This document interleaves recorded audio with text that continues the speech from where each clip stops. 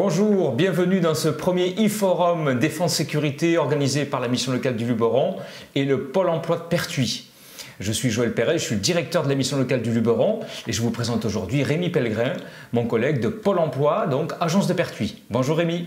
Bonjour Joël. Dans ce e-forum dédié au métier de la défense et de la sécurité, nous allons vous présenter et vous donner le maximum d'informations pour vous qui avez envie d'intégrer ces institutions ou du moins en prendre le maximum d'informations.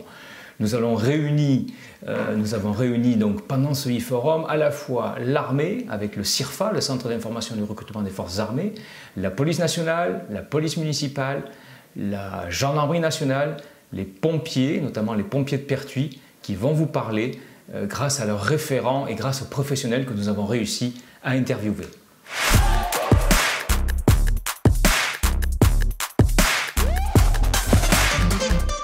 Mais avant de démarrer ces entretiens, je m'adresse donc à mon collègue Rémi. Est-ce que vous pouvez nous présenter, Rémi, les actions de Pôle emploi et notamment les actions de Pôle emploi sur Pertuis ? Alors, les missions de Pôle emploi, elles sont très simples, elles sont d'accueillir, de renseigner, d'indemniser, d'accompagner les demandeurs d'emploi dans leurs projets professionnels, mais également d'accompagner les employeurs dans leurs besoins de recrutement.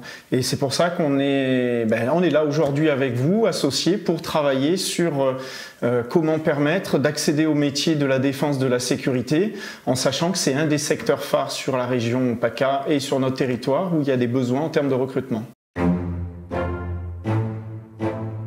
Parce que l'emploi est la priorité des Français, parce que les besoins se transforment, Pôle emploi évolue. Dans un contexte délicat, les 55 000 agents de Pôle emploi mettent tout en œuvre pour répondre aux questions des demandeurs d'emploi et des entreprises. Quand il s'agit d'emploi, tout est affaire de proximité. Parce que certains ont davantage besoin d'être accompagnés dans leur recherche professionnelle, Pôle emploi offre un suivi différencié selon les besoins de chacun. Une relation personnalisée, simple et de qualité, comme le conseil en évolution professionnelle. En 2018, 1,8 million de demandeurs d'emploi en ont bénéficié. Et ce sont 110 186 jeunes qui ont suivi un accompagnement intensif à Pôle emploi. Et parce que le retour à l'emploi commence avec une bonne indemnisation, Pôle emploi s'engage pour que les allocations soient versées dans les meilleurs délais. Parce qu'il faut aussi être proche des entreprises, grandes ou petites, Pôle emploi leur a dédié 4 300 conseillers. Aide à la rédaction des offres, diffusion sur pôle emploi.fr ou encore présélection de candidatures.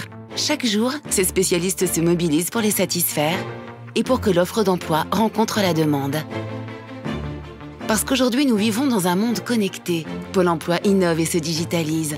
Ordinateur, tablette ou mobile, son offre est accessible où que l'on soit. L'Emploi Store rassemble plus de 300 services innovants développés par Pôle emploi et ses partenaires. Plus de 85% de ses utilisateurs en sont satisfaits. Et parce que la bataille de l'emploi ne se gagne pas seule, Pôle emploi tisse une toile de partenariat avec des acteurs locaux, collectivités locales, associations, start-up. Proches, à l'écoute, innovants, Pôle emploi, ce sont surtout des hommes et des femmes qui se mobilisent chaque jour au service de l'emploi. Joël, parlez-nous de la mission locale du Luberon, s'il vous plaît. C'est simple, la mission locale du Luberon, c'est comme le Pôle emploi. Nous faisons partie intégrante du service public de l'emploi. Et nous, notre spécialité, c'est l'accompagnement des jeunes de 16 à 25 ans sortis du système scolaire. Et on les accompagne sur 3 pôles distincts, sur l'emploi, sur la formation. Et nous effectuons également un accompagnement social de proximité.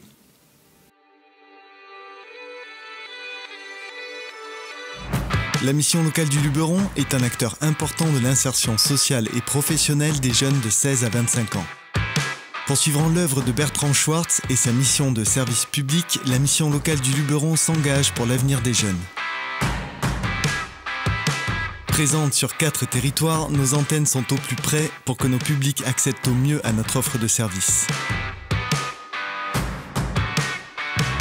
Malgré la crise sanitaire, la mission locale du Luberon a été plus que jamais mobilisée en 2020 pour assurer la continuité du service et soutenir les jeunes.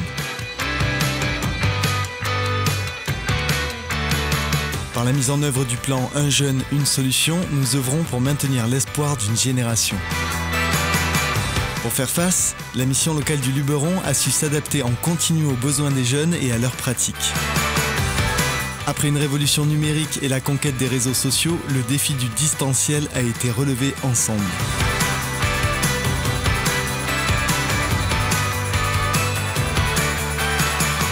La mission locale du Luberon, tous unis pour l'avenir des jeunes. Je vous propose maintenant de démarrer ce e-forum Défense-Sécurité avec notre première interview.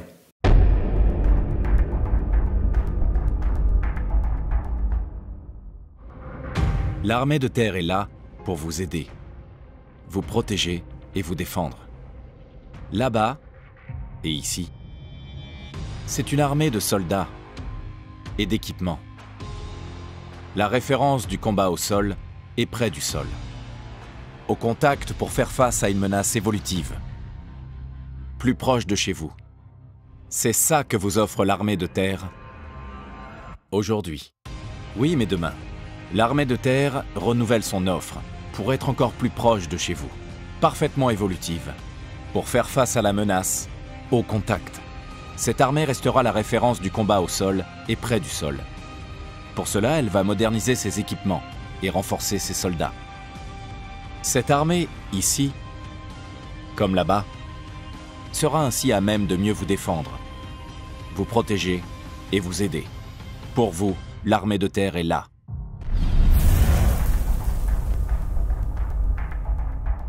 Pour démarrer cette série d'interviews, nous sommes avec le Major Denis, qui est le chef du Centre d'information et de recrutement des forces armées, le CIRFA, à Avignon. Bonjour Major Denis. Bonjour. Pouvez-vous nous dire quelles sont vos missions? La mission du CIRFA, elle est essentiellement de deux sortes. Il y a deux missions. Il y a la mission d'information et de recrutement.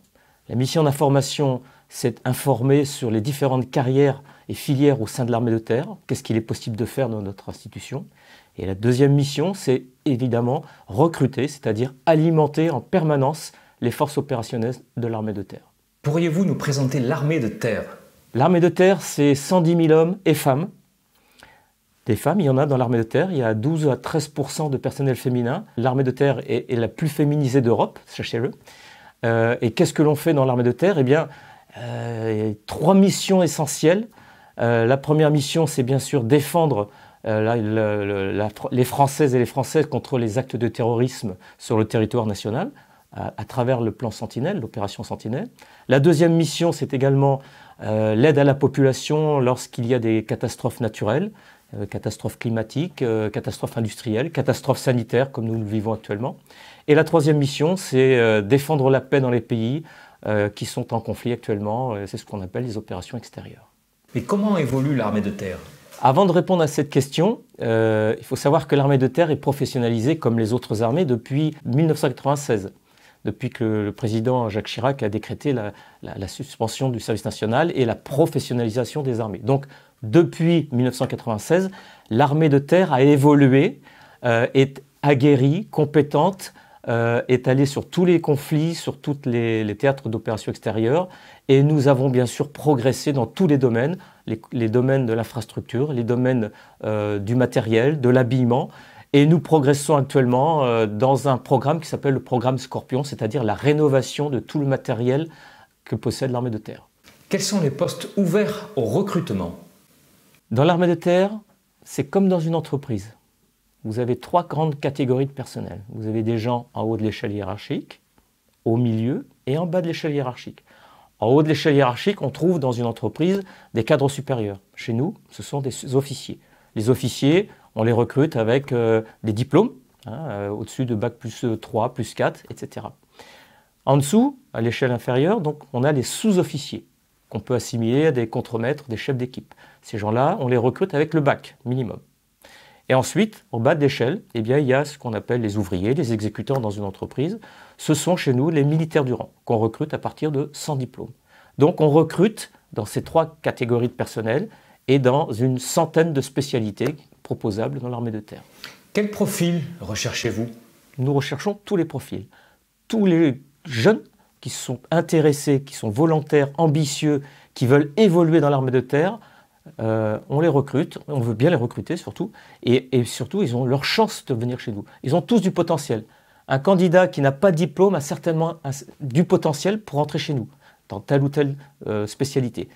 Bien sûr, les spécialités qui nous sont les plus intéressantes, ce sont des spécialités dans le domaine de la maintenance. La maintenance mécanique, la maintenance aéromobile sur les hélicoptères, la maintenance informatique, puisque ce sont des spécialités qui sont très largement demandées également dans le milieu civil. Donc il y a de la concurrence dans le milieu civil. On essaye de recruter ces gens-là également dans notre institution. Comment se déroulent les formations ? Alors les formations dans l'armée de terre sont à peu près toutes identiques. 2 types de formations. Une formation militaire, une formation technique. La formation militaire, c'est ce qu'on appelle la formation initiale. C'est le b.a.-ba du métier militaire. On apprend à devenir un soldat. Nous sommes tous soldats à la base. Donc, pour être soldat, il faut apprendre à devenir soldat. Il faut apprendre à utiliser son arme. Il faut apprendre à combattre sur le terrain, à marcher avec un sac de jour, de nuit. Il faut apprendre également les gestes élémentaires de survie. Voilà. Ça, c'est la partie formation militaire, le tronc commun. Et ensuite, vous avez une deuxième formation qui est la formation technique. Formation technique où là, on va apprendre sa spécialité. Dans l'armée de terre, il y a plus d'une centaine de spécialités. Vous avez des cuisiniers, des mécaniciens, des secrétaires, des conducteurs poids lourds, des maîtres de chiens, des tireurs de précision. Il faut apprendre cette spécialité. Donc, à travers différents stages, différentes formations, différentes écoles, eh bien, le militaire va se spécialiser dans son domaine. Quelles sont les possibilités d'évolution dans l'armée et par la suite, au titre de la reconversion, vers quel métier on peut se diriger ? Dans l'armée de terre, nous avons la chance d'avoir ce que l'on appelle un escalier social. Un escalier, ce n'est pas un ascenseur. Un escalier, lorsque vous montez un escalier, vous fournissez un effort. Dans l'armée de terre, on peut évoluer, mais il faut fournir des efforts. Dans l'armée de terre, l'escalier social fonctionne très bien. Alors, pour vous donner un ordre d'idée, actuellement, 50% des officiers, donc 50% des cadres supérieurs, sont d'anciens sous-officiers. 65% des sous-officiers, dont je fais partie, sont d'anciens militaires du rang. Donc ça, c'est l'escalier social. C'est le mérite. Donc tout le monde a sa chance, tout le monde peut évoluer dans l'armée de terre. L'armée de terre est très reconnaissante. Maintenant, je réponds à la deuxième question. Comment peut-on ensuite rebondir vers une deuxième carrière ? Il est possible, effectivement, après une carrière dans l'armée de terre, courte, moyenne ou longue, on peut rebondir dans le secteur civil à travers des passerelles qui nous sont proposables. Il y a différentes passerelles dans la fonction publique d'État, dans la fonction publique territoriale, dans la fonction hospitalière, ou alors on peut faire son projet, c'est-à-dire vouloir entreprendre son projet personnel. Il existe tout un panel de possibilités pour une reconversion réussie dans la deuxième partie de carrière. Comment vous contacter pour avoir plus d'informations ? Pour nous contacter, c'est très simple. D'abord, il y a le CIRFA d'Avignon, le Centre d'information et de recrutement des forces armées d'Avignon. Nous sommes situés au 32 rue Joseph Vernet, sur Avignon. Mais également, nous montons des permanences dans tout le Vaucluse. Il y a 12 permanences dans le Vaucluse. Cavaillon, Carpentras, Apt, Vaison-la-Romaine, Bolène, Orange, Valréas. Donc, pour savoir où nous montons nos permanences et quelles sont les périodicités de nos permanences, il faut aller également sur le site s'engager.fr. Sur le site s'engager.fr, vous allez sur le site et sur le CIRFA d'Avignon où vous trouverez tous les renseignements sur ces permanences. Et vous avez également le numéro de téléphone du CIRFA qui est le 04 90 14 52 93 ou 91. Quel conseil donneriez-vous à un jeune qui souhaiterait s'engager ? Un jeune qui souhaite postuler dans l'armée de terre doit d'abord bien s'informer sur le site internet s'engager.fr. Et ensuite, il peut venir nous rencontrer à travers une information, un rendez-vous d'information que l'on propose toutes les semaines. Nous proposons ce qu'on appelle des informations collectives où nous recevons des jeunes, des candidats intéressés pour avoir des renseignements. Cette information n'a aucun caractère obligatoire pour un recrutement ultérieur. Ça lui permet d'avoir des informations, de poser des questions et de repartir avec, bien sûr, plus d'informations. Cette information peut après aboutir et déclencher, initier une procédure de recrutement ultérieure. Major Denis, je vous remercie. Je vous remercie et j'espère vous revoir au CIRFA. Je vous souhaite une bonne fin de journée. Au revoir. Qu'attendez-vous de votre futur métier ? Aujourd'hui, au-delà d'avoir un travail, beaucoup d'entre vous souhaitent être utile, vivre une expérience humaine, apprendre en permanence.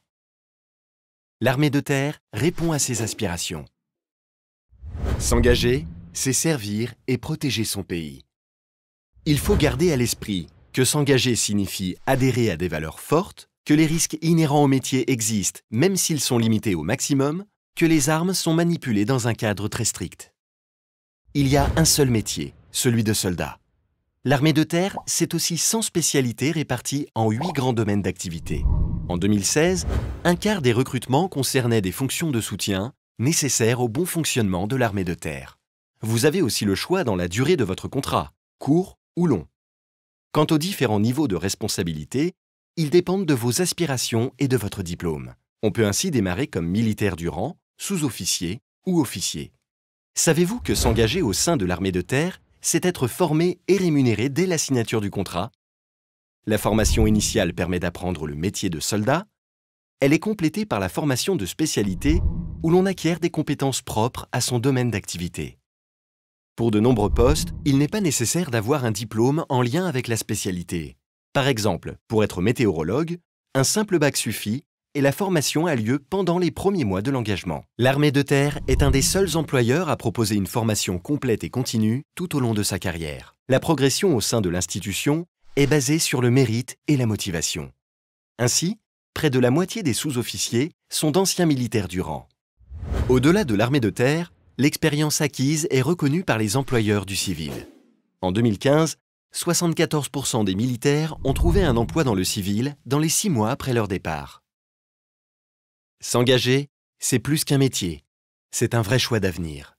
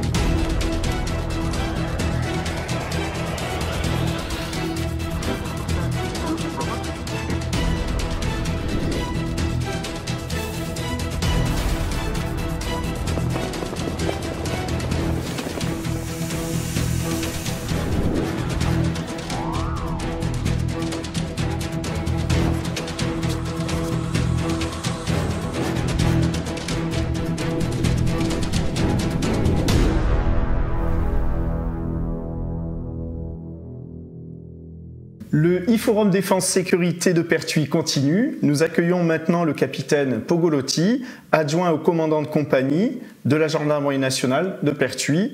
Bonjour mon capitaine. Bonjour. Quelles sont les missions de la gendarmerie? La mission globale de la gendarmerie, c'est la sécurité publique, la police judiciaire et le maintien de l'ordre public. Donc ça veut dire assurer le bon ordre, la tranquillité publique et diligenter les enquêtes judiciaires lorsque des crimes ou des délits ont été commis. Pouvez-vous nous préciser quelles sont les différences entre la police nationale et la gendarmerie nationale? D'une manière générale, les missions de la police et de la gendarmerie sont les mêmes. Donc, je disais, la sécurité publique, la police judiciaire, etc. Ce qui nous différencie de la police nationale, c'est que la gendarmerie est une institution à statut militaire. Statut militaire, donc disponibilité un petit peu plus importante que nos camarades policiers. ce qui se traduit par notamment le fait que nous soyons logés par nécessité absolue de service. Et la contrepartie de ce logement, c'est une disponibilité un petit peu plus accrue. Certains droits du fait de nos statuts militaires qui ne sont pas conférés, c'est-à-dire la liberté syndicale, il n'y a pas de syndicat dans les armées, pas de droit de grève, ce qui est le cas aussi pour la police. Voilà, et notre statut militaire fait que nous pouvons être projetés soit sur le territoire national, mais également à l'étranger, avec les armées et en outre-mer. Quels postes et métiers sont ouverts au recrutement ? Alors, c'est assez vaste parce que la gendarmerie recrute beaucoup actuellement. Beaucoup de postes sont ouverts au recrutement. Traditionnellement, les gendarmes, comme on peut les percevoir, sont les gendarmes que vous avez dans les brigades ou sur le bord des routes. Alors, dans ce cadre-là, on recrute beaucoup. On recrute tout d'abord des gendarmes adjoints volontaires. Ce sont des gendarmes adjoints. C'est un petit peu l'héritier des emplois jeunes de l'époque. Ce sont des gendarmes sous contrat. Ensuite, nous recrutons beaucoup des sous-officiers de gendarmerie, des officiers de gendarmerie comme moi. Donc ça, c'est le niveau cadre supérieur, on va dire. Mais on recrute également des personnels formés pour le secrétariat, pour l'administration, pour les ressources humaines, etc. C'est un corps de soutien administratif. Et pas mal de spécialistes aussi, des armuriers, des restaurateurs. Enfin, le panel de recrutement est très très large pour nous dans la gendarmerie. Quel profil recherchez-vous ? Les profils recherchés sont un petit peu comme le panel de métiers offert, c'est assez large. Pour les sous-officiers qui sont issus du recrutement externe, nous recherchons des bacheliers, puisque c'est la condition sine qua non pour pouvoir passer le concours de sous-officier, ce qui n'est pas forcément le cas pour les gendarmes adjoints volontaires où aucune condition de diplôme n'est requise. Ces jeunes gendarmes adjoints volontaires, après un certain temps de service, pourront passer le concours de sous-officier en interne, même s'ils n'ont pas le bac, c'est plutôt intéressant. En revanche, pour les officiers externes, c'est un niveau de recrutement Bac plus 5, donc Master 2 ou école d'ingénieur. Et ensuite, pour les spécialistes, voilà, ce sont des gens qui sont détenteurs d'une technicité particulière. Je pense aux armuriers, je pense aux menuisiers, etc. Et ensuite, pour les corps de soutien administratif, c'est du niveau baccalauréat également. Quelles sont les possibilités d'évolution ? Alors, la gendarmerie a l'avantage d'offrir des possibilités d'évolution exponentielles. Pourquoi je dis ça ? Parce que vous pouvez intégrer l'institution comme gendarme adjoint volontaire et terminer votre carrière au plus haut de la pyramide, c'est-à-dire officier supérieur, voire officier général. C'est pas quelque chose d'exceptionnel. Donc, globalement, l'ascenseur social fonctionne très bien dans la gendarmerie. De catégorie B pour un sous-officier, vous pouvez très bien terminer votre carrière en catégorie A+. Là, je parle pour les catégories de la fonction publique. Mais pour on va dire le militaire qui s'en donne la peine, les perspectives d'évolution sont très, très importantes dans la gendarmerie. Comment en savoir plus et postuler ? Alors, plusieurs solutions.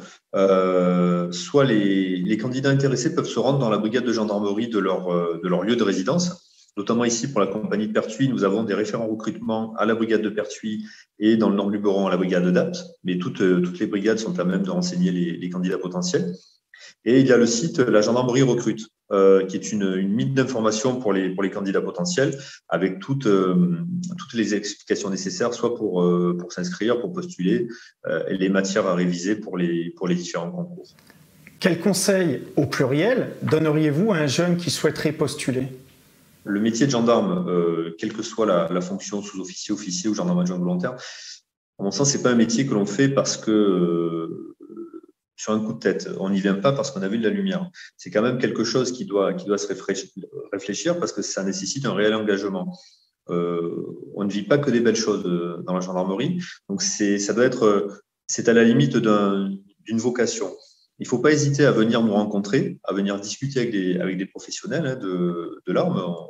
On est ouvert à la discussion. Mais c'est quand même quelque chose qui doit se réfléchir et c'est un engagement qui ne doit pas se faire à la légère. C'est un métier qui est au service du public. On travaille pour des victimes, on travaille pour le public. Donc déjà, il faut quand même un petit peu aimer les gens et ne pas avoir peur d'être confronté à tout ce que la société offre plus noir, si vous voulez. Donc, c'est quelque chose qui se mûrit et qui doit faire l'objet de discussions. Donc, c'est pour ça que j'invite les candidats potentiels à venir discuter avec nos gendarmes dans les brigades. Capitaine Pogolotti, merci beaucoup pour ces réponses et à très bientôt. Écoutez, merci de m'avoir accueilli et au revoir.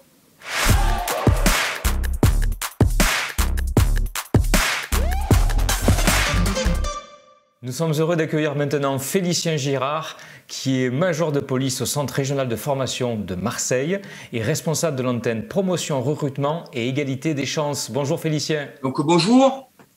Pouvez-vous vous présenter ? Écoutez, Félicien Girard, je suis major de police au Centre régional de formation de Marseille.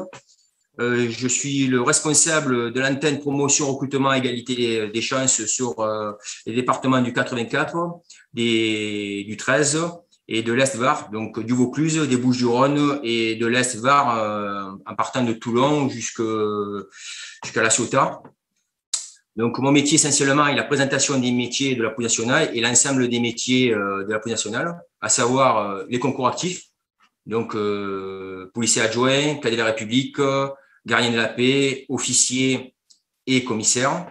Donc, on présente également tous les métiers de la police technique scientifique, technicien principal, ingénieur. On présente également l'ensemble des métiers des concours administratifs, tout ce qui est secrétaire, tous les emplois de secrétariat, d'attaché administratif. Et également, on exécute la promotion des métiers au niveau technique, puisqu'on recrute tout ce qui est corps de soutien, tout ce qui est les emplois de restauration, de logistique et autres.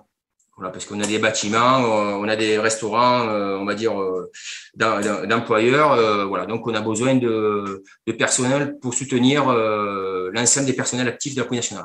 Pouvez-vous nous présenter vos missions ? Nos missions sont simples, en fait, c'est protéger les personnes et les biens, enquêter, renseigner et également intervenir. Donc, protéger les personnes et les biens, qu'est-ce que cela signifie ? Donc, protéger les personnes, c'est-à-dire éviter que les personnes soient victimes d'agressions verbales, de viols, de menaces, de violences. Donc, toutes les atteintes aux personnes. Et après, la protection des biens, c'est-à-dire toutes les personnes, on est là pour protéger les personnes, pour éviter que les personnes se fassent cambrioler, dégrader leur voiture, voler leur voiture, tout ce qui est atteinte aux biens. Enquêter, qu'est-ce que le mot enquêter ? En fait, malheureusement, lorsque des crimes et délits se commettent, la police nationale, on procède à des enquêtes afin d'interpeller les auteurs d'infractions pour qu'ils soient présentés à des magistrats afin d'avoir une sanction pénale. Ensuite, renseigner, nous avons des pôles de renseignement. Bon, malheureusement, vu le climat actuel, notamment les attentats terroristes et autres, donc on a des services qui font du renseignement opérationnel. Donc pour tout ce qui est, on va dire, les atteintes à l'État et autres. Et ensuite, nous avons les métiers d'assurer la protection des frontières. Donc, c'est tout ce qui contrôle l'immigration dans les ports, les aéroports, les trains, les gares. Contrôler pour connaître, savoir si les personnes sont autorisées à circuler sur le territoire national. Et enfin, nous avons tous les métiers de la police technique scientifique, donc à savoir technicien principal. Donc, ce sont des collègues qui assistent les enquêteurs sur les scènes de crimes et délits pour faire des relevés de traces et indices. Nous avons également des laboratoires de police scientifique. En France, on en a 5. Donc, on en a un à Marseille, un à Lille, un à Écully, donc qui est à Lyon, Toulouse et Paris. Donc, là, on fait tout ce qui est les analyses toxicologiques, biologiques, génétiques et autres. Et ensuite, écoutez, on a aussi également le métier d'ingénieur. Donc, généralement, le métier d'ingénieur, c'est un police technique scientifique, c'est les personnes qui exercent essentiellement du management. Et enfin, nous avons tout le pôle soutenir. Donc, ce sont tous les emplois techniques, donc tous les emplois de restauration, de mécanique, de logistique, d'entretien bâtimentaire. Voilà l'ensemble de nos missions. Donc, en fait, on est sur 4 pôles. Un pôle actif, donc là où vous avez, ce sont, on va dire, les services opérationnels qui interviennent sur la voie publique ou sur l'investigation. Donc là, on fonctionne par grade. Donc, le premier grade, c'est cadet de la République et policier adjoint actuellement. Le deuxième grade, c'est gardien de la paix. Le troisième grade, officier. Et enfin, commissaire, chef de service. Donc, en fonction de ces grades, on passe différents concours. Donc, nous recrutons de 5 conditions de diplôme pour les cadets de la République et policiers adjoints. Bac pour les gardiens de la paix, Bac plus 3 pour les officiers et Bac plus 5, master pour les concours de commissaires. Donc, les concours d'officiers et de commissaires sont très axés sur le droit pénal, le droit public et le droit administratif. Voilà au niveau de nos concours et de nos carrières. Tout au long de notre carrière, on peut évoluer. On peut, si vous voulez, à titre d'exemple, on peut rentrer en tant que gardien de la paix et on peut bénéficier après 4 ans d'ancienneté à côté de cette titularisation. On peut évoluer, passer les concours en interne pour évoluer, pour devenir officier et voire après commissaire. Ou pour passer les grades intermédiaires en tant que gradé au sein de la police nationale. Quels postes sont actuellement ouverts au recrutement? Alors, les postes au sein de la police nationale sont ouverts chaque année. Donc, nous avons des périodes d'inscription. Donc, pour cela, il faut se renseigner sur le site devenirpolicier.fr pour connaître les dates d'inscription. Mais déjà, d'ores et déjà, je peux vous dire que cette année, la police nationale, nous recrutons plus de 7 500 emplois.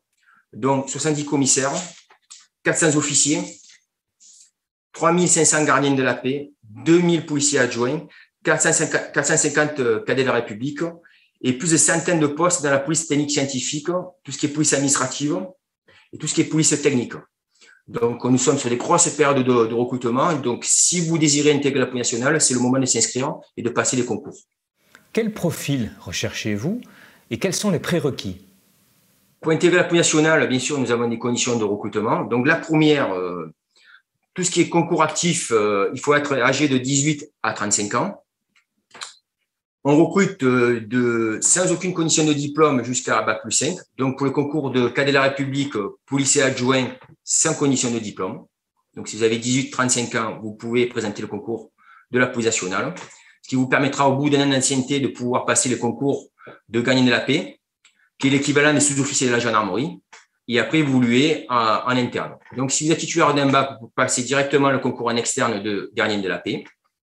Et si vous êtes doté d'une licence en droit ou d'un master en droit, vous pouvez candidater directement pour le concours d'officier, Bac plus 3 pour les licences, et master Bac plus 5 pour le concours de commissaire. Concernant les autres conditions, donc forcément, on demande de bonnes conditions physiques, on demande des personnes de bonne moralité, donc d'avoir aucune inscription sur le casier judiciaire B2. On demande aux jeunes d'avoir réalisé sa JDC, donc pour les jeunes qui ont moins de 25 ans. Voilà, donc il faut être en règle avec sa JDC et être bien sûr de nationalité française. Voilà les conditions pour les concours opérationnels.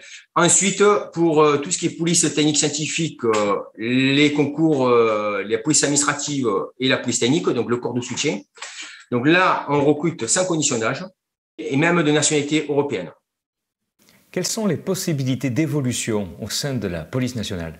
Alors, tout d'abord, tout ce qui est les concours actifs. Donc, j'aime pas trop ce terme parce qu'on a l'impression que les autres collègues qui travaillent en police administrative, technique et dans la police scientifique ne sont pas actifs. Bien sûr, ils sont très actifs. Alors, donc, vous allez passer, vous qui êtes jeune, vous allez passer un concours. Donc, notamment, vous allez avoir une période de scolarité. Ensuite, vous avez une période en tant que stagiaire et vous serez titulaire. Donc, si on prend l'exemple de gardien de la paix, actuellement, vous allez passer un concours. Vous intégrerez une école de police pour une période de 8 mois. Donc, normalement, à partir de janvier 2022, on reviendra sur l'ancienne scolarisation, c'est-à-dire 1 an de scolarité. À l'issue de votre scolarité, vous aurez un classement national qui déterminera votre lieu d'affectation et votre service d'affectation, puisque dans la police, on a plus de 100 métiers. Donc, sans possibilité, et on est constitué en plusieurs directions. Donc, vous pouvez faire différents métiers au sein de la police nationale. Donc, au bout d'un an de stagiaire, vous êtes titulaire. À compter de là, au bout de 4 ans d'ancienneté, donc ça fait à peu près 6 années d'ancienneté à côté de votre année d'école, vous allez pouvoir postuler à tous les services spécialisés au sein de la police nationale et même passer les concours en interne pour évoluer en interne. Donc, je vous donne un exemple. Un jeune qui est titulaire d'un Bac plus 3 en informatique ou autre, qui ne peut pas passer ou qui a des difficultés à passer le concours en externe d'officier, peut rentrer en tant que gardien de la paix et au bout de 4 ans d'ancienneté, pourra passer le concours en interne d'officier. Donc, à cet effet, il bénéficiera d'une formation en interne et il pourra passer le concours en interne. Et lorsque nous recrutons, nous, au sein de la police nationale, on ouvre autant de postes en interne qu'en externe. Donc, cette année, pour vous donner un exemple, le concours d'officier, nous recrutons 400 officiers, qui est exceptionnel cette année. Nous recrutons 200 officiers à peu près en externe et 200 officiers en interne. Pour un autre exemple, au niveau des gardiens de la paix, cette année, nous recrutons plus de 3500 gardiens de la paix, qui est exceptionnel. On est sur des grosses politiques de recrutement cette année au sein de la police nationale. On en recrute 1800 ou 1900 en externe et le reste en interne. Donc, en fait, on recrute en interne sur 2 voies. Donc, des personnes qui ont au minimum 4 années d'ancienneté dans la fonction publique, même fonction hospitalière, donc peuvent présenter le concours, du moment qu'ils ont moins de 45 ans. Et nos policiers adjoints qui ont 1 an d'ancienneté peuvent passer également le concours en interne. Donc, on offre des possibilités d'évolution au sein de la police nationale et on offre différents métiers puisque la police nationale, on est divisé en plusieurs directions. Pour vous donner un exemple, la plus grosse direction au sein de la police nationale, c'est la direction centrale de la sécurité publique. Donc, c'est les policiers que vous voyez au quotidien, les commissariats. Donc là, vous avez les unités de voie publique, les patrouilleurs, ceux qui circulent en véhicule. Vous avez les brigades motorisées, vous avez les maîtres chiens, on a des unités fluviales. En région parisienne, on a des unités roller, VTT et autres unités. Et puis après, il y a la partie investigation. On a notre direction, sûrement, en ce moment, avec les gilets jaunes et différentes manifestations liées au Covid et autres, à la Covid, pardon, et autres. Donc, notamment, on a les compagnies républicaines de sécurité. Ce sont des forces mobiles qui viennent en appui des commissariats ou même sur des contrôles transfrontaliers ou autres, notamment les interventions dans les banlieues sensibles pour assurer la protection des personnes et des biens. Donc, ça, c'est la 3e direction, je peux vous citer. Après, nous avons la direction de la police aux frontières, donc, qui, eux, s'occupent essentiellement du contrôle de l'immigration dans les ports, les aéroports, les trains et les gares. Donc, pareil, eux, ils ont des unités de voie publique, donc de contrôle. Et après, ils ont aussi des unités d'investigation ou pour notamment résorber tout ce qui est trafic de la traite humaine ou l'immigration clandestine. Et après, nous avons différents services spécialisés comme l'IGPN, l'Inspection générale de la police nationale, qui est un service spécialisé. La direction centrale du recrutement et de la formation de la police nationale, qui est une autre direction, où là, en fait, on fait de la formation initiale. Donc, vous qui êtes jeune, qui allez passer un concours, vous allez rentrer en école, vous allez avoir une formation. Donc, pour les gardiens de la paix, bon, actuellement, on est sur 8 mois. Pour les officiers, vous êtes sur 18 mois d'école, 1 an d'école, 6 mois de stage. Et pour les commissaires, vous êtes sur 24 mois. Donc, 2 ans d'école, mais avec plusieurs stages en actif. Pour la police technique et scientifique, si vous passez un concours, donc pareil, c'est là, il n'y a pas de limite d'âge. Donc, vous avez différents concours. Technicien principal, ingénieur. Technicien, le bac minimum. Technicien principal, bac plus 2. Ingénieur, bac plus 5. Donc là, au niveau des techniciens et technicien principal, c'est une affectation zonale. Donc, c'est la zone sud. Donc, chez nous, la zone sud comprend 21 départements. C'est tout le bassin sud méditerranéen. Donc, on part de Toulouse jusqu'à Ajaccio. Et au niveau d'ingénieur, c'est affectation au niveau national. Donc là, au niveau des concours, si vous c'est le concours, vous avez un tronc commun, une formation de 8 mois, de 8 semaines. Et après, vous avez des modules par spécialité en fonction du concours que vous allez passer. Ensuite, pour tout ce qui est police administrative et police technique, donc là, c'est pareil, ce sont des concours, des phases écrites, il y a des phases orales. Et là, par contre, vous êtes directement affecté à un service actif. Et pour certains concours, notamment de la police technique, au niveau des concours, vous avez des phases la mission, en fait, avec des épreuves techniques. Mettons un cuisinier, on va lui demander d'avoir un plat à cuisiner pour connaître ses compétences. Un carreleur, pareil, on va lui demander de faire un carrelage. Donc, pour ça, en fait, on travaille en concomitance avec des centres, des CFA, qui nous mettent à disposition des locaux pour qu'on puisse faire passer les examens techniques. Voilà, au sein de la police nationale. Donc, en résumé, quelqu'un qui peut rentrer chez nous, qui est adjoint administratif ou adjoint technique, qui travaille 4 ans, au bout de 4 ans de titularisation, peut passer le concours d'actif pour devenir policier, pour intégrer, pour intervenir sur la voie publique. Voilà. Donc, voilà, au sein de la police nationale, les possibilités. Sans métier, sans possibilité. Voilà, donc actuellement, notre slogan, c'est protéger le plus beau des métiers. Donc, effectivement, le métier de policier, c'est avant tout, c'est de protéger. les personnes et les biens. Comment vous contacter et avoir plus d'informations? Déjà, pour vous renseigner, pour vous inscrire sur les différents concours et vous renseigner sur l'ensemble des concours et des missions de la police nationale, vous pouvez, et je vous invite à vous rendre sur le site devenirpolicier.fr. Vous pouvez également composer le 0800 22 800, qui est un numéro vert, si vous avez des questions à poser. Et bien sûr, vous pouvez nous contacter, nous, délégués au recrutement, sur le site info-police-recrutement-marseille @intérieur.gouv.fr, en sachant que les tirés, bien sûr, c'est les tirés du 6. Voilà. Donc, vous pouvez nous contacter. N'hésitez pas, allez vous renseigner et même si vous voulez renseigner sur l'ensemble des métiers de la police, moi, il faut être curieux et aller pousser différentes portes. Donc, si vous avez de la famille dans la police, n'hésitez pas à leur demander leur mission au quotidien. N'hésitez pas à pousser des portes de commissariat ou d'autres services de la police nationale. Allez vous renseigner, soyez curieux, n'hésitez pas. Là, aujourd'hui, moi, je vous donne des renseignements, mais c'est mon métier, je le reconnais, mais allez puiser des informations avec d'autres collègues qui ont d'autres expériences, puisque chaque policier, chacun a son expérience, a une évolution du métier. Personne ne fait la même carrière au sein de la police nationale. Voilà. Donc, parce que la police nationale permet de faire différentes carrières avec différentes évolutions en interne et différents métiers. Quel conseil pourriez-vous donner à un futur candidat? Écoutez, le métier de policier, c'est pas un métier comme tout le monde. Policier, gendarme, pompier, les métiers d'éducation nationale, les métiers de la santé, j'ai tendance à dire, nous sommes un métier à vocation. On ne vient pas au sein de la police nationale par hasard. Alors, on n'est pas policier, on le devient, bien entendu. Mais pourquoi je vous dis ça? Pourquoi? Parce que au quotidien, le policier est confronté, malheureusement, à la population, et la population est de plus en plus violente. De plus en plus violente, vous le voyez par les médias, de plus en plus violente verbalement, de plus en plus violente physiquement. Nos missions sont de plus en plus difficiles. Donc pour ça, il faut savoir, il faut connaître nos missions, il faut savoir pourquoi on vient chez nous. On ne vient pas par hasard au sein de la police nationale. Voilà, donc il faut se renseigner. Après, on peut faire différents métiers. Tous les profils nous intéressent. Autant le jeune qui est introverti et qui est un geek, voilà, parce qu'on a des services comme la cybercriminalité qui pourra lui correspondre, et autant le sportif de haut niveau, parce que nous avons des sportifs de haut niveau qui pourront intégrer des services hyper spécialisés au sein de la police nationale, tels que le RAID, les unités qui interviennent notamment sur les prises d'otages, les attentats et autres, les BRI, les brigades de répression d'intervention, ou d'autres services. Voilà, tous les profils nous intéressent. Du moment que vous êtes honnête, disponible, mobile, que vous avez un petit peu de dévouement et que vous avez surtout du discernement. Donc, le discernement, ce n'est pas un gros mot. Le discernement, c'est savoir s'adapter à la situation, à une situation donnée. Et le policier, il doit au quotidien s'adapter à toutes les missions. Pourquoi? Parce que le policier au quotidien, vous allez faire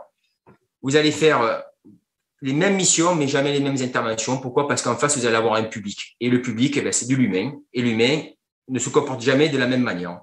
Donc, vous allez faire dans la même journée différentes, je vous donne un exemple, où vous allez faire peut-être différentes interventions sur des violences conjugales et vous ne ferez jamais la même intervention.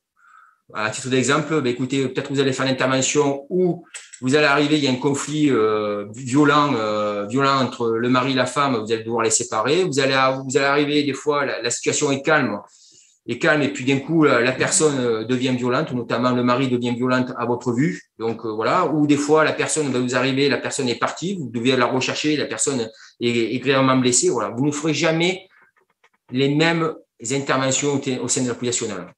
Voilà, ce qui est plaisant, c'est que si vous aimez un petit peu un métier qui bouge, qui intervienne et que vous n'êtes pas habitué, vous n'avez jamais le même quotidien, voilà, la police nationale, elle est faite pour vous. Voilà, parce que le matin, on ne sait pas de quoi va être fait votre journée. Donc, pour moi, policier, écoutez, c'est le plus beau des métiers. Voilà, donc, moi, ça fait 24 ans que je suis au sein de la police nationale. J'ai fait différents métiers et tous les matins, je me lève, j'ai la banane et je suis content d'aller faire mon métier de policier. Voilà, moi, si j'ai un conseil à vous donner, donc c'est le profil que nous recherchons.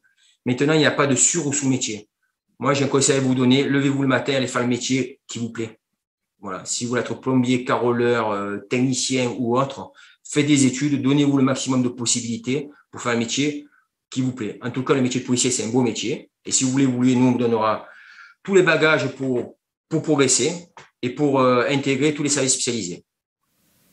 Major Girard, merci encore une fois pour toutes ces précisions et une belle journée à vous. Merci à vous, le plaisir a été partagé. Nous intervenons régulièrement au sein des pôles emploi et des missions locales pour informer les jeunes sur l'ensemble des départements des Bouches-du-Rhône, du Vaucluse et du Var. Donc, je vous remercie. Je vous dis à bientôt au sein des pôles emploi et des missions locales. Et n'hésitez pas à nous contacter. Merci. La police protège. La police intervient. La police enquête.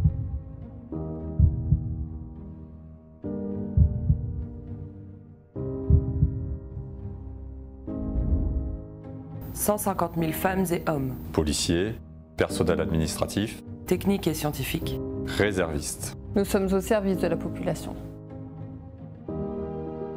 7 jours sur 7, 24 heures sur 24. Sur l'ensemble du territoire.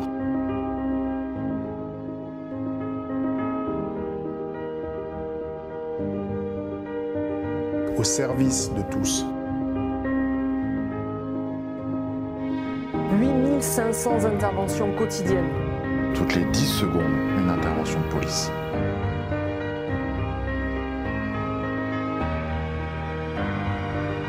Une intervention de police technique et scientifique chaque minute. Plus de 3 millions de crimes et délits. Pris en compte par la police nationale. 80% de la grande criminalité. 70% de la délinquance générale. La police nationale accueille le public 24 heures sur 24. Et assure la sécurité générale des personnes. Celle des biens. Et des institutions.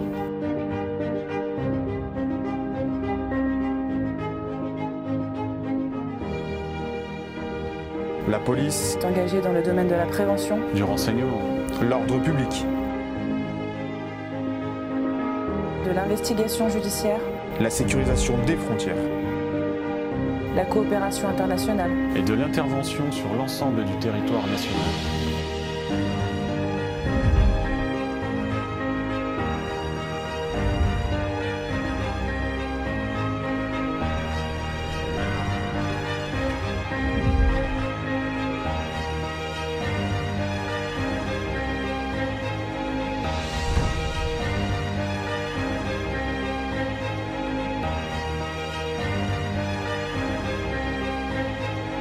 La police modernise ses moyens.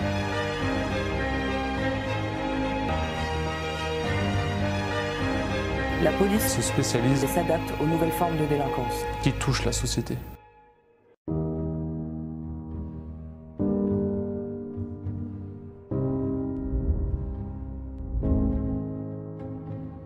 Il faut relever les nouveaux grands défis. Nous anticipons l'avenir. Nous anticipons les nouvelles menaces.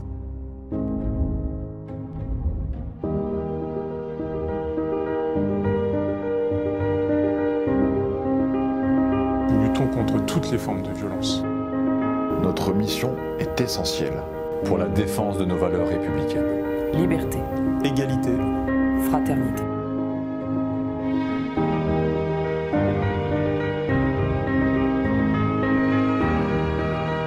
Nous donnons le meilleur de nous-mêmes. Il faut regarder vers l'avenir. C'est motivant. Être à l'écoute. Il faut observer. Être attentif. Être au service des autres. Parfois au péril de sa propre vie. Être en phase avec la société. Donner confiance. La confiance et le respect des citoyens reposent sur notre intégrité. C'est limpide. C'est clair. C'est un devoir envers le citoyen.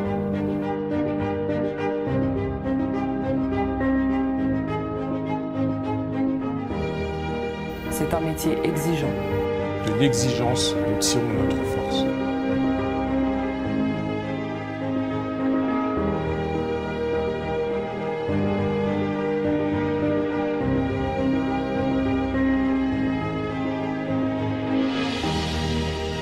Notre engagement est total.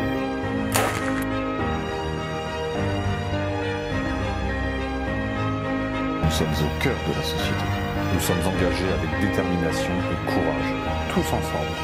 pour les autres, être au cœur des choses. Mes actions ont du sens. Se sentir utile. Je me sens à ma place. Je me sens à ma place. Je me sens à ma place. Je me sens à ma place. Je me sens à ma place. Je me sens à ma place. Je me sens à ma place.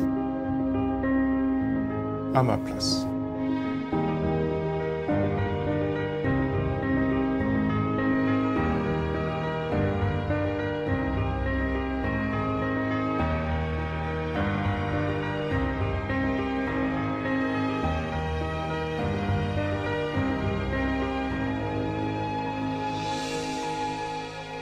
Nous sommes la police. Notre e-forum continue. Nous sommes maintenant avec Nordine, brigadier adjoint à la police municipale de Pertuis. Bonjour. Bonjour. Quelles sont vos missions ? Alors, la police municipale est placée sous l'autorité du maire. Elle est présente au sein de communes et d'intercommunalités. C'est la troisième composante des forces de sécurité intérieure. Elle a une mission de prévention, de surveillance du bon ordre, de la tranquillité, de la sécurité et de la salubrité publique. Elle lutte principalement contre la petite, la moyenne délinquance et contre les incivilités. Quels sont les postes actuellement ouverts au recrutement ? La police municipale est composée de plusieurs métiers comme agent de surveillance de la voie publique, opérateur du centre de surveillance urbain, garde champêtre et policier municipal, bien sûr. Ces deux derniers sont soumis au concours et ce sont des postes qui sont ouverts au recrutement continuellement.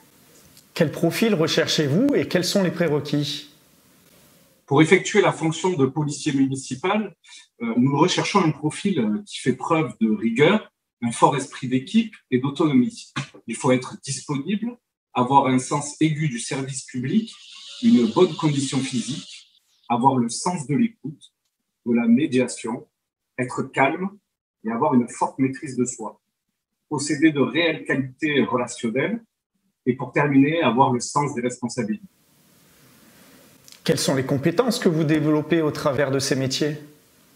L'agent de police municipale est compétent dans plusieurs domaines, notamment celui de la police judiciaire et administrative, la police spéciale, les débits de boissons, le funéraire, et ces fonctions sont exécutées en qualité d'agent de police judiciaire adjoint.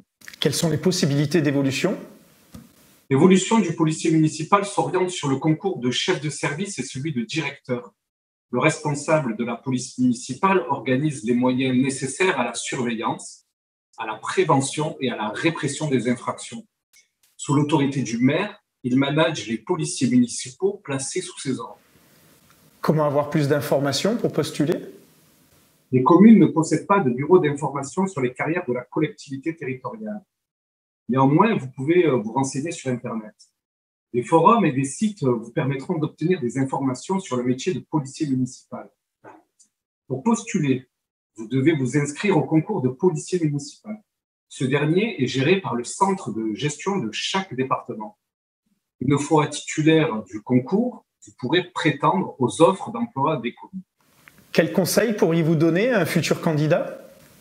Les candidats au concours sont nombreux et vous devez vous préparer sérieusement pour être reçu. Vous pouvez préparer le concours tout seul en achetant des livres, mais pour augmenter vos chances d'être reçu au concours et avoir gros avantages sur les autres candidats, la meilleure solution est de vous inscrire à une formation préparatoire. Merci brigadier Nordine d'avoir répondu à nos questions et à très bientôt dans les rues de Pertuis. Je vous remercie, au revoir.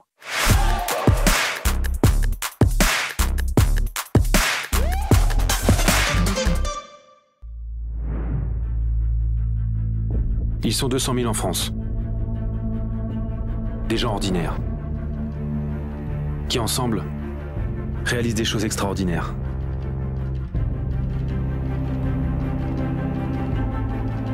Ce sont des hommes, des femmes. Ils sont artisans, étudiants, cadres, ouvriers ou mères au foyer. Pour certains, ça commence par un accident, par une rencontre. Pour d'autres, c'est l'envie d'être utile, de faire un don de soi. Parce que tôt ou tard, on a tous besoin d'aide. Sapeurs-pompiers volontaires. Vous avez besoin d'eux, ils ont besoin de vous. L'activité de sapeur-pompier volontaire est un engagement citoyen compatible avec une vie de famille, une activité professionnelle ou scolaire. Vous avez entre 16 et 55 ans. Alors pourquoi attendre ?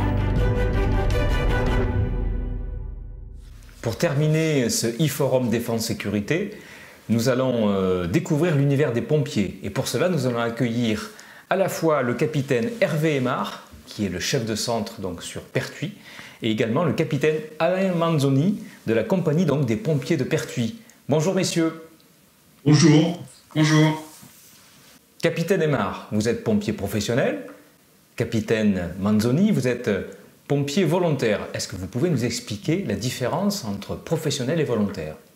Écoutez, nous sommes tous les deux sapeurs-pompiers, mais effectivement, le capitaine Manzoni, pompier volontaire, vous expliquera ça précisément. Je suis sapeur-pompier professionnel.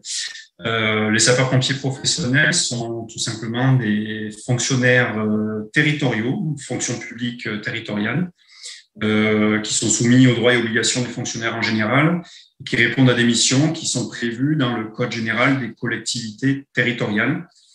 Et puis je vais laisser répondre mon collègue pour la partie sapeurs-pompiers volontaires. Voilà, donc les sapeurs-pompiers volontaires ont un statut différent des pompiers professionnels, puisque lorsque nous contractons un engagement dans un centre de secours, on contracte un engagement pour une durée de 5 ans. Cette durée de 5 ans est renouvelable par tacite reconduction tant qu'un des deux parties ne met pas fin au contrat. Le statut est différent dans la mesure où nous ne sommes pas régis par la même convention de travail que les sapeurs-pompiers professionnels. Et en termes des activités que l'on nous demande aux volontaires, c'est exactement les mêmes que pour les sapeurs-pompiers professionnels. Il n'y a pas de différence. Ce que dit Alain, effectivement, est très important. Nos missions sont exactement les mêmes. Nos formations, jusqu'on va dire au grade d'officier, sont un petit peu différentes, mais les missions sont les mêmes. À partir d'officier, sont exactement les mêmes. Donc, les formations sont suivies à l'École nationale des officiers de sapeurs-pompiers, l'École nationale supérieure est à Aix-les-Mines.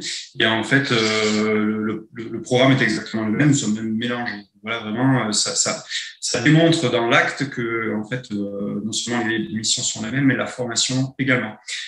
Pour rebondir également sur ce que disait Alain, contrairement aux pompiers volontaires, nous ne sommes pas sous contrat, nous sommes stagiaires durant un temps, 12 à 18 mois, et ensuite, comme tout fonctionnaire, nous sommes titularisés ou, entre guillemets, licenciés.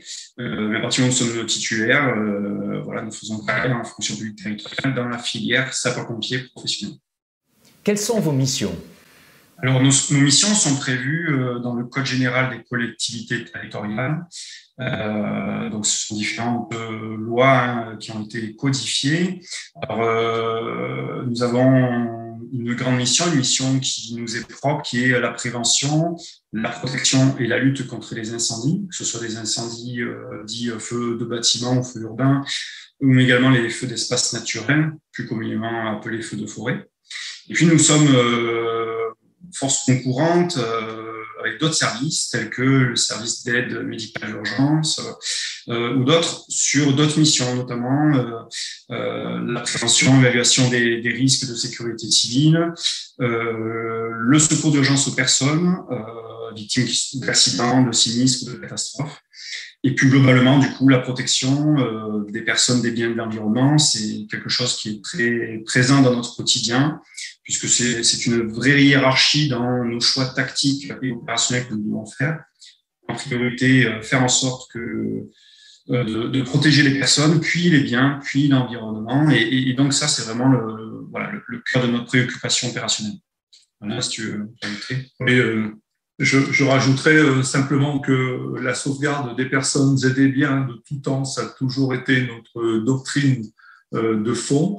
Et depuis quelques temps, depuis à peu près 5 années maintenant, on a ajouté clairement la défense de l'environnement parce que c'était pas cité et on pouvait penser que l'environnement ne comptait pas vraiment et seul ce qui comptait, c'est d'éteindre le sinistre et sans se soucier beaucoup de la pollution éventuelle qu'on pouvait avoir, notamment sur des feux d'usine ou des feux de bateaux transportant du pétrole, etc. Aujourd'hui, l'environnement, c'est quelque chose qui est pris exactement au même moment que la défense des personnes et des biens contre l'incendie ou contre tout événement climatique pouvant engendrer de nombreuses victimes et beaucoup de dégâts.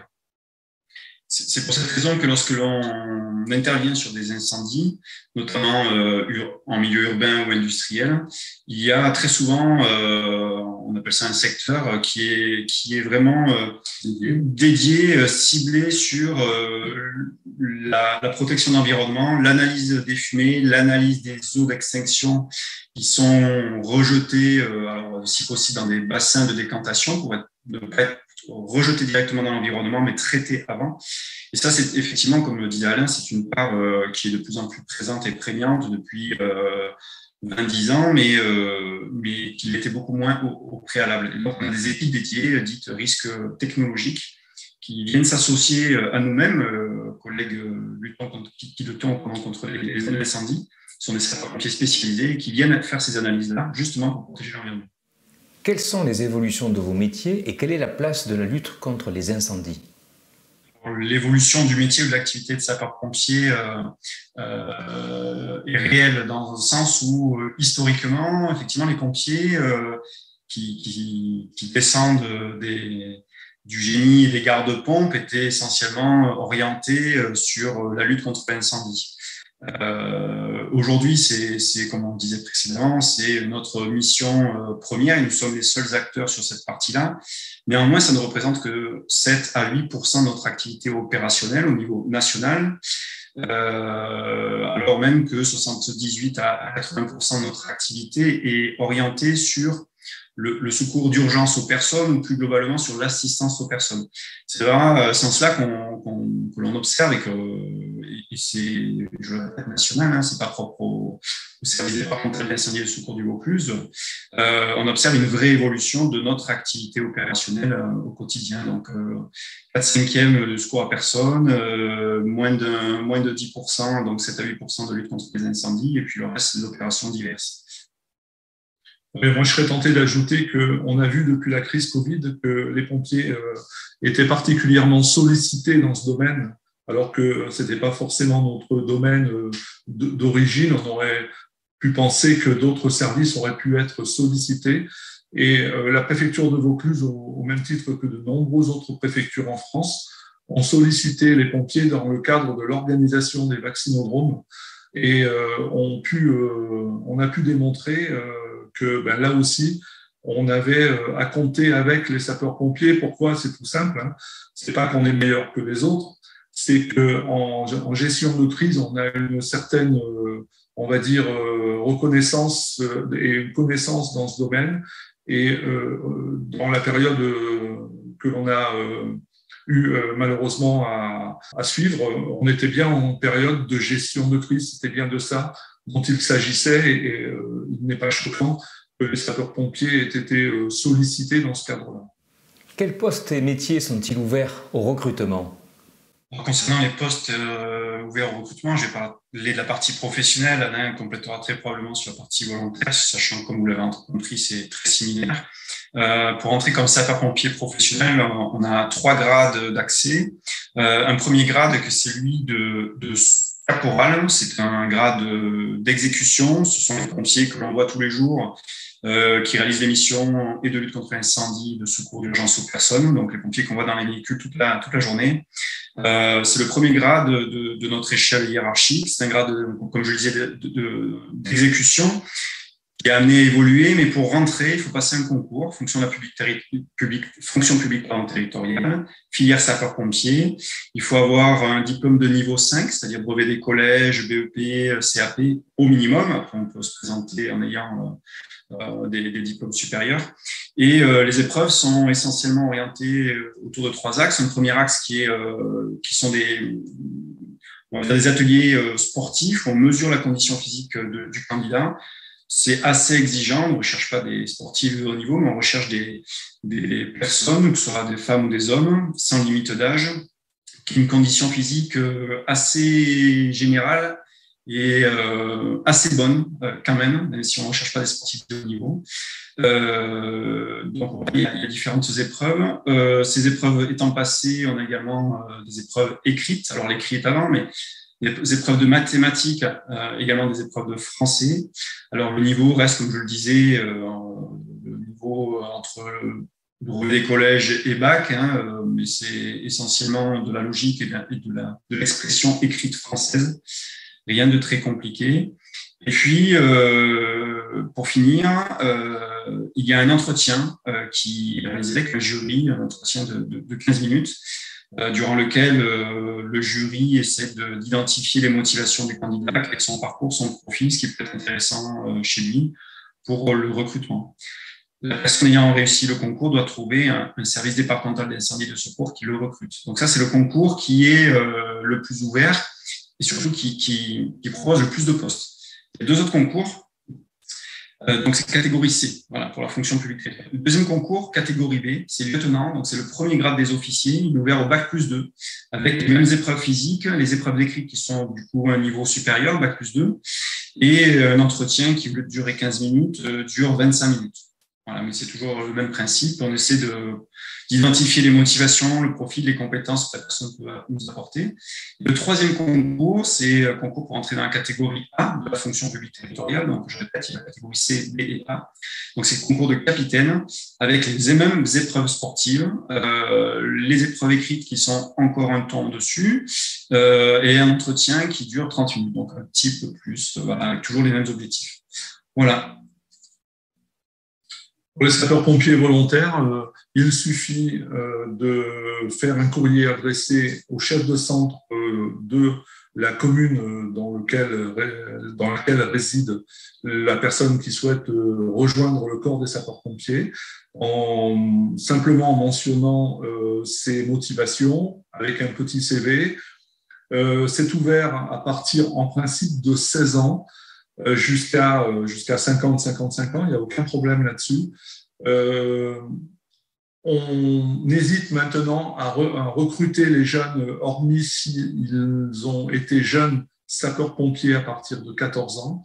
Là, on les recrute dans les centres de secours, mais s'ils n'ont pas passé par cette filière de jeunes sapeurs-pompiers, c'est-à-dire que la filière de jeunes sapeurs-pompiers, ils viennent régulièrement en caserne avec des formateurs, des éducateurs. On leur apprend ce qu'est le métier de sapeur-pompier.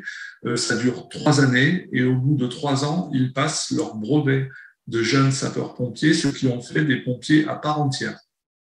Donc, ces jeunes-là, il est bien évidemment hors de question de les voir partir et d'attendre qu'ils aient 18, 19, 20 ans pour qu'ils reviennent ou qu'ils ne reviennent pas.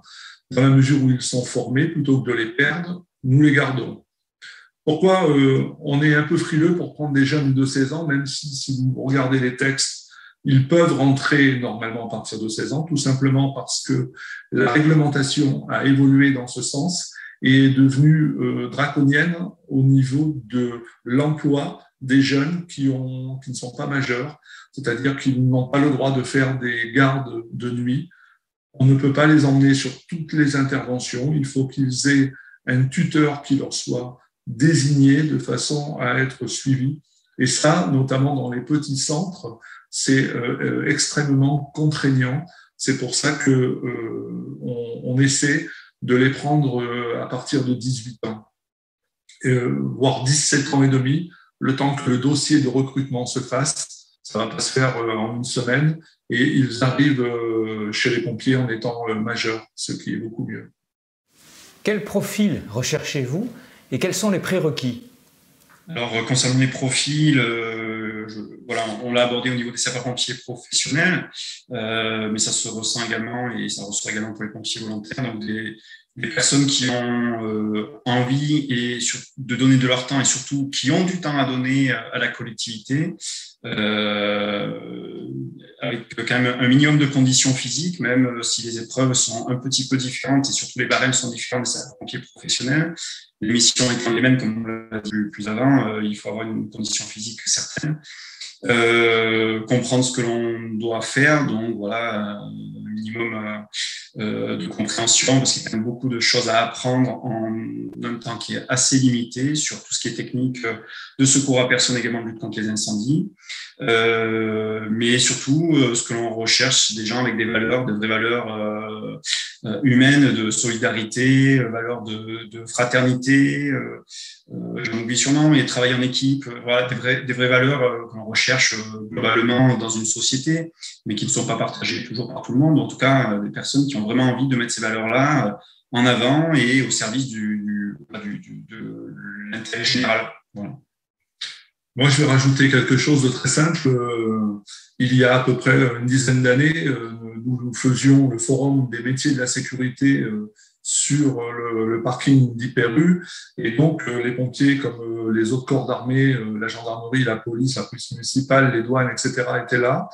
Et je vois arriver une dame qui avait 47 ans et qui me pose la question en me disant si je vous fais ma demande, bien sûr, vous allez dire que je suis trop vieille. Alors, je me suis permis de lui demander quel âge elle avait. Elle m'a dit j'ai 47 ans. Mais je lui ai dit écoutez, vous êtes exactement dans la fourchette d'âge que nous recherchons. Elle n'en revenait pas. Elle a pu rester avec nous une dizaine d'années. Je peux vous dire que pendant ces 10 ans, elle a été totalement épanouie.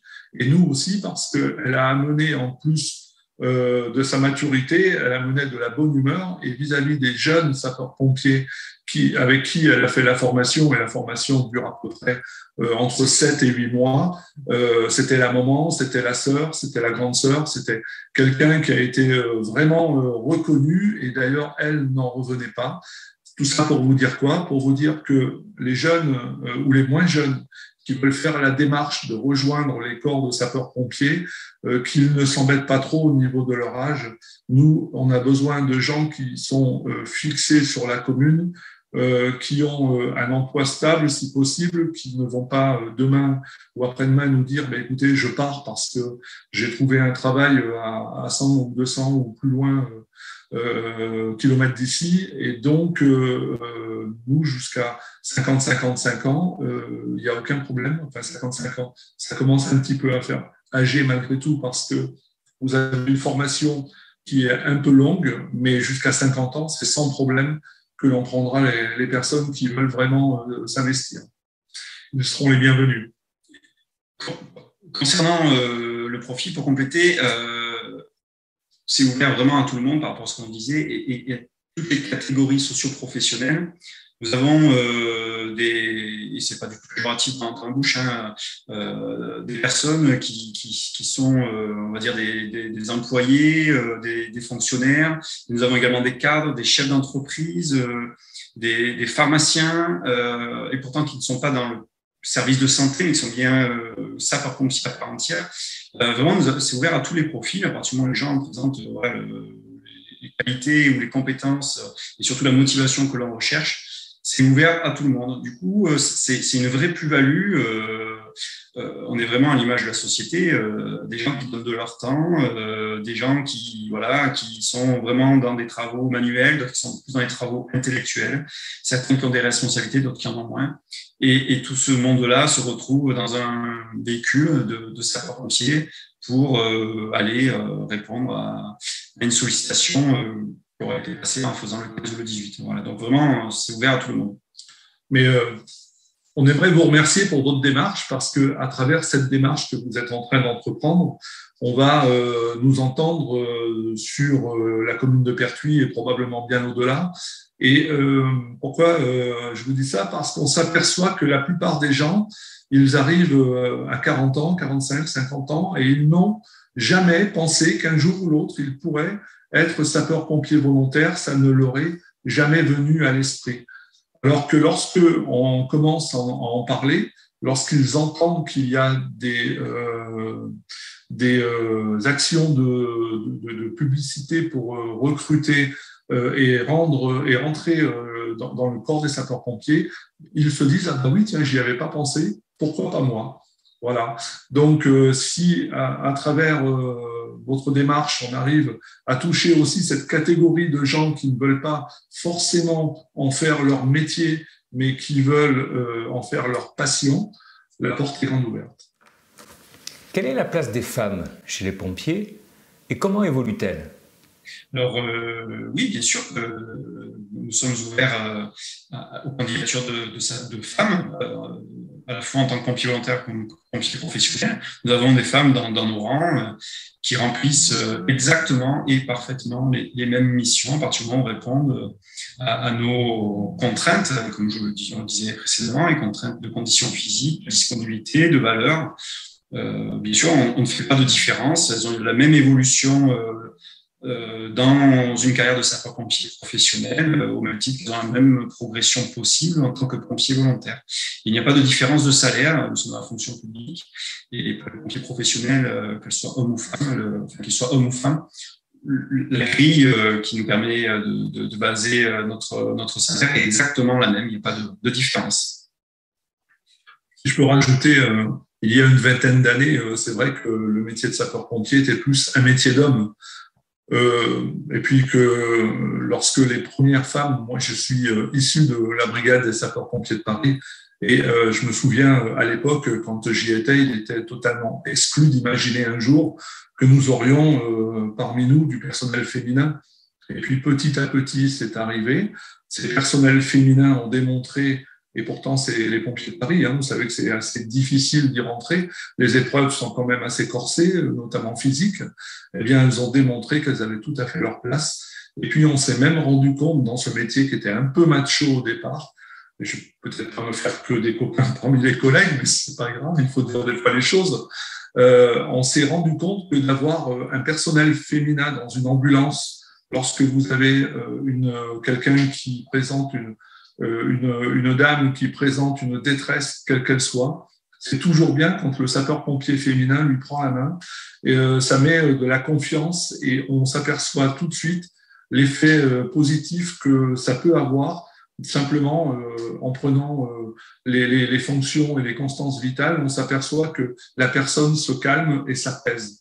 Et donc ça a été un des apports positifs d'avoir du personnel féminin dans nos centres respectifs. On aborde essentiellement l'aspect opérationnel, mais également en dehors des opérations, on prépare les interventions. Ça passe par vérifier le matériel et les véhicules, ça passe par s'entraîner physiquement, s'entraîner techniquement. Et puis, il y a la vie de caserne. Et là aussi, c'est en écoutant Alain que je me suis fait la remarque que je partage avec vous, c'est que là aussi, les femmes apportent une vraie plus-value dans la cohésion de l'équipe, l'approche différents points positifs ou imperfections qu'il peut y avoir dans une vie de groupe. Elles ont une attitude complètement différente, un recul complètement différent et ça fait du bien à ce monde de sapeurs-pompiers qui peut-être était un peu plus macho il y a une quarantaine d'années, mais voilà, aujourd'hui, pour revenir à l'introduction, elles ont entièrement leur place chez les sapeurs-pompiers, volontaires comme professionnels. Quelles sont les compétences que l'on développe au travers de ces métiers ? Alors, les compétences qui sont développées, il est difficile de répondre de manière très synthétique à cette question qui mériterait beaucoup de temps. En tout cas, dans notre École nationale supérieure d'officiers de sapeurs-pompiers a classer les compétences développées dans 4 catégories. Une première catégorie qui sont les valeurs, on en a un petit peu parlé.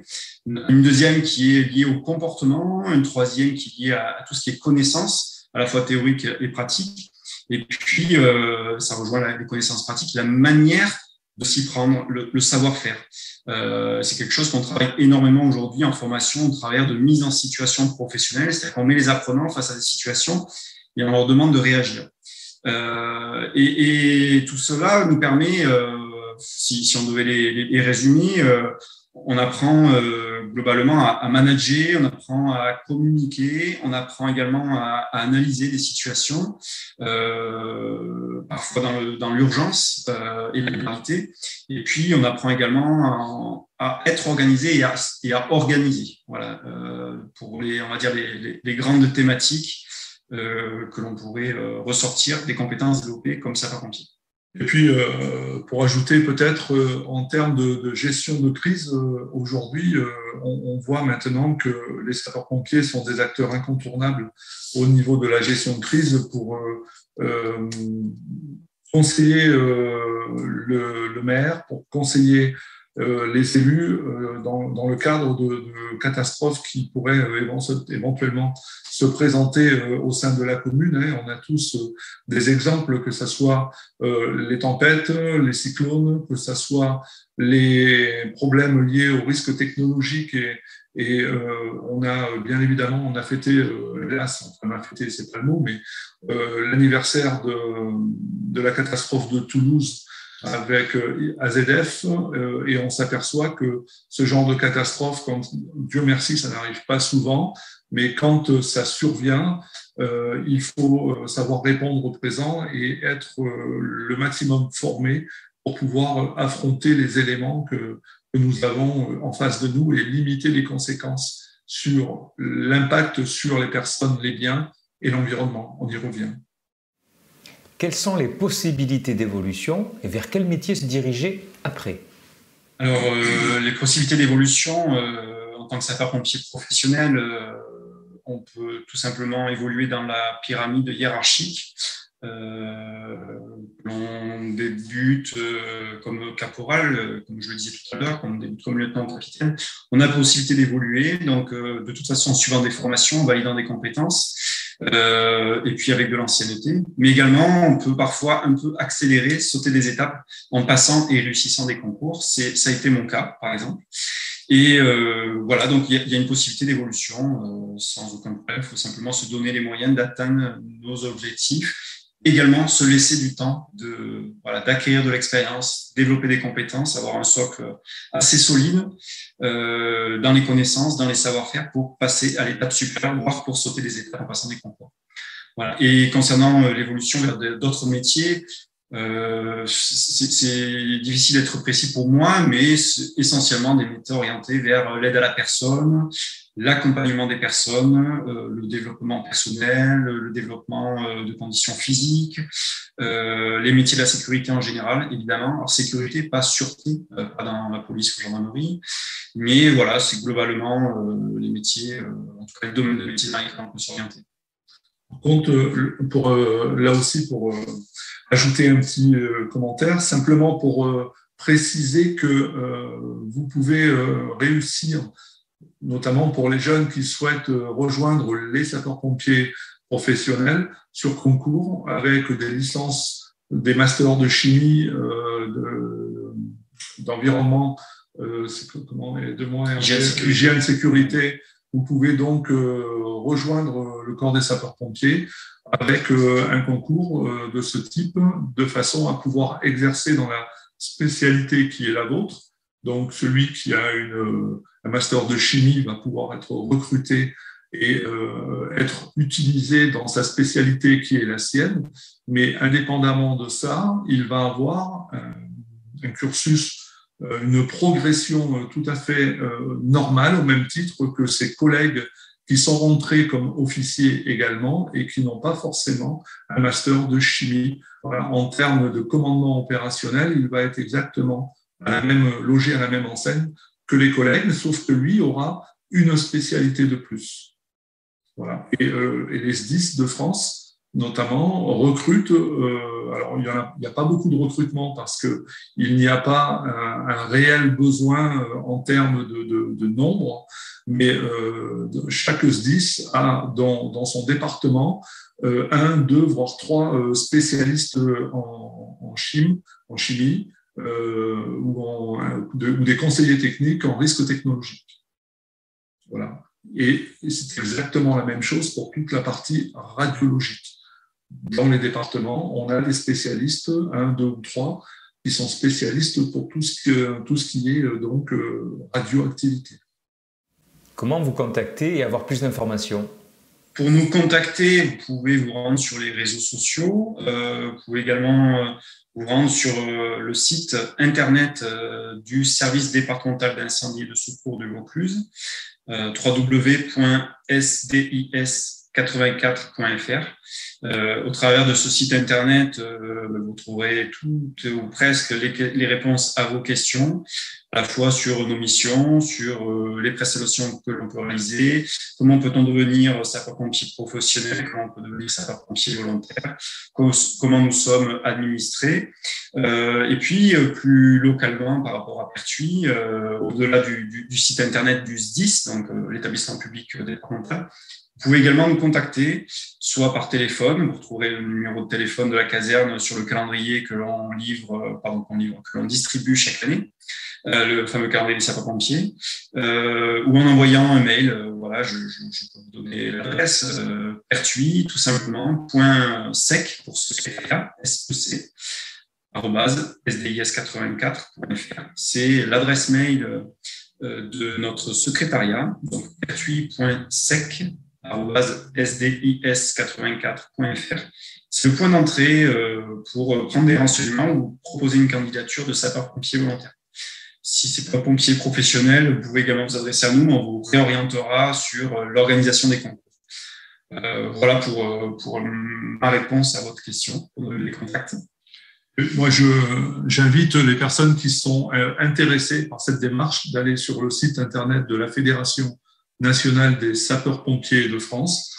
L'adresse, c'est www.pompier.fr et vous verrez, il y a tout un tas de thématiques qui sont traitées, qui sont susceptibles d'intéresser les personnes donc, qui feront le plaisir d'aller le consulter. Et puis, on espère concrétiser en les voyant frapper aux portes des casernes avec leur petit CV et leur lettre de motivation pour pouvoir rejoindre, vous l'avez compris, le corps des volontaires. Quand on parle de petit CV, c'est pas péjoratif. Il veut dire, il ne faut pas se prendre la tête, il faut oser. Il faut ne pas avoir peur, venir taper à la porte de la caserne, d'une caserne, et ne pas hésiter à prendre des renseignements et à donner sa candidature. Nous sommes très ouverts, vous voyez, nous sommes souriants. Et voilà, nous sommes surtout en attente de personnes qui veulent bien nous renforcer pour assurer nos missions, voilà, de service public. On a tendance de dire que les sapeurs-pompiers, c'est une famille. Et c'est vrai, c'est une famille parce que c'est une famille qui se retrouve aussi bien dans la joie quand tout va bien que dans la tristesse, quand malheureusement, parmi les effectifs de sapeurs-pompiers, il n'y a pas toujours que de la gaieté. Eh bien, on essaie de faire corps, le corps des sapeurs-pompiers, ça prend tout son sens.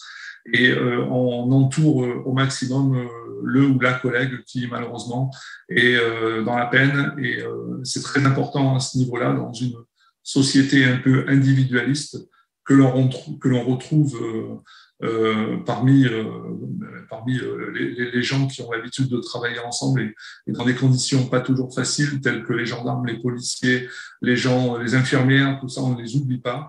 C'est important de retrouver un peu de chaleur humaine. Quel conseil donneriez-vous à un futur candidat ? Moi, je donnerais un seul conseil, c'est si vous posez la question d'être candidat pour être sapeur-pompier, que ce soit volontaire ou professionnel, ne vous posez plus la question.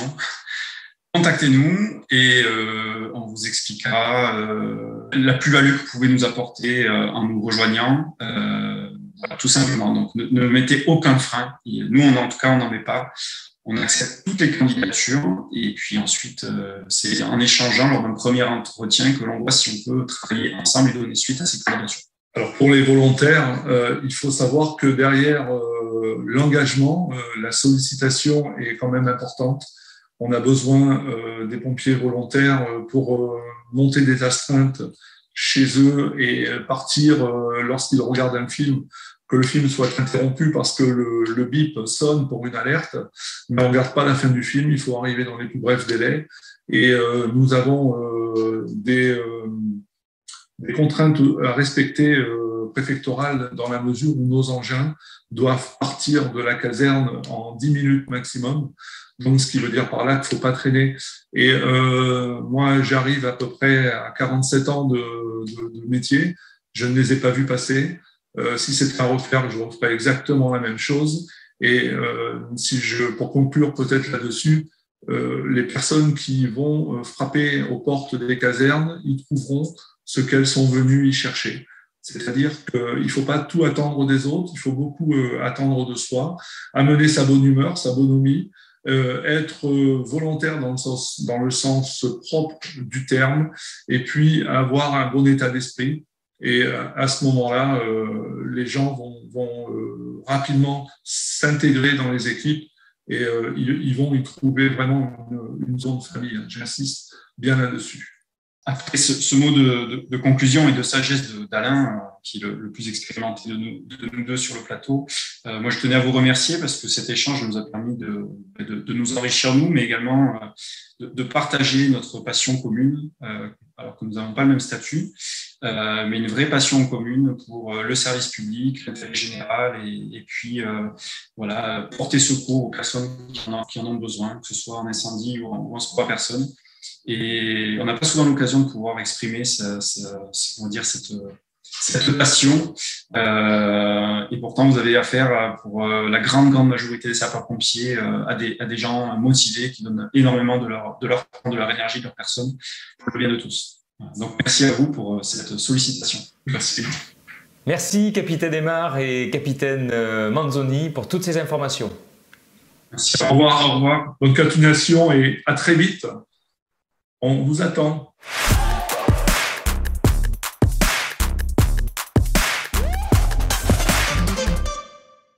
Voilà, ce premier e-forum Défense Sécurité se termine et je tiens à remercier tous les participants qui ont bien voulu être présents avec nous pour expliciter les métiers, les formations de ces différents postes sur la défense et la sécurité. Vous pourrez retrouver cette émission en ligne et nous vous invitons à partager toutes ces informations autour de vous. Merci Rémi d'avoir participé bien évidemment avec nous, avec la mission locale. Merci donc à toutes tes équipes de Pôle emploi et à très bientôt pour un nouveau forum. Je vous souhaite une bonne journée à vous tous et je tiens également à faire une spéciale dédicace à notre ami Mariano Corso qui a longtemps œuvré pour ce forum Défense-Sécurité. Mariano Corso qui est réserviste, lieutenant-colonel de réserve. Voilà, je le salue, il ne peut pas être là avec nous, mais je sais qu'il est avec nous de tout cœur. Rémi également se joint à moi pour le remercier. Merci Joël, merci à tous et Mariano, on pense à toi.